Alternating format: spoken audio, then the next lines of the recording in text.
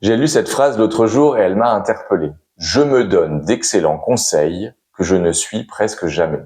Ça, je me suis dit, c'est plutôt fréquent. Par exemple, demain, je me couche tôt. J'arrête de scroller le téléphone. Je fais du sport. J'arrête le sucre pendant un mois. Mais ensuite, c'est souvent pas si simple. Si le conseil vient de l'énergie du « il faut », alors ça peut résister à l'intérieur, genre besoin de liberté, de spontanéité ou encore d'équilibre entre l'effort et le confort.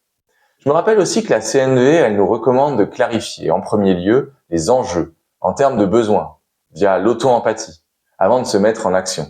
J'en parle en détail dans la vidéo « Se parler à soi-même pour se retrouver ».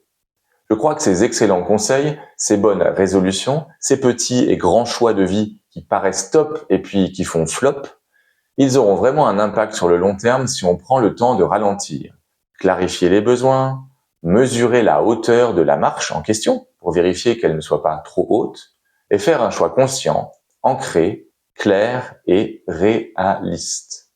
Je te propose une petite pratique en 3 étapes. Première étape, je mets de la conscience sur le conseil qui se formule dans ma tête. Exemple, faut que je me couche tôt. Je me dis, ah tiens, j'ai débusqué un excellent conseil que je me fais. Deuxième étape, je ralentis et je prends le temps de traduire en besoin. Pour cet exemple, je vois que ce que je veux vraiment, c'est du repos pour être en forme demain. Je prends le temps de percevoir que c'est ça qui est important avant tout. C'est vraiment important pour moi de me reposer pour pouvoir me sentir en forme et disponible demain. Troisième étape, je me formule une proposition concrète, une demande réaliste pour nourrir ce besoin de repos.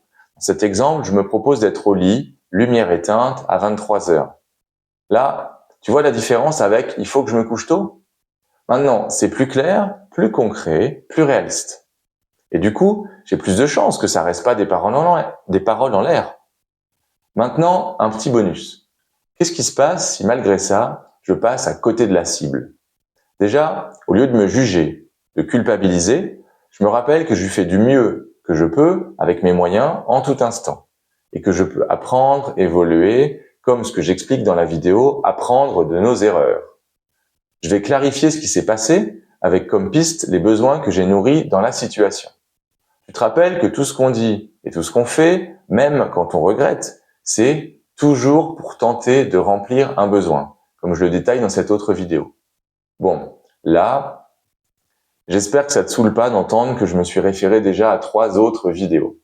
En fait, pour moi, tout se tient dans la CNV. On revient toujours au même principe de base, notamment les besoins, l'empathie, l'accueil de nos imperfections et de nos limites. Et je crois aussi que comme tout apprentissage, c'est par la répétition et le fait de revenir aux fondamentaux qu'on évolue. C'est pour ça que j'en parle plusieurs fois. Bref, revenons au sujet du jour. Donc, si malgré ça, je passe à côté de la cible, eh bien, je vais reprendre avec patience les enjeux en termes de besoins et ensuite ajuster ma proposition concrète, ma demande réaliste. Par exemple, si je vois que je suis allé au lit à 23h30 seulement, parce que j'ai nourri un besoin de lien, d'affection avec ma famille, en prenant un moment après manger pour échanger, je pourrais m'inviter le lendemain à tenter de décaler le repas d'une demi-heure en avance et voir ce que ça donne. J'ajuste, j'apprends. Voilà, j'espère que je t'ai donné envie d'essayer toi aussi, si tu vois que tu suis pas toujours tes excellents conseils, pourtant qui sont excellents. Voilà, si tu as apprécié cette vidéo, volontiers pour un like ou un partage.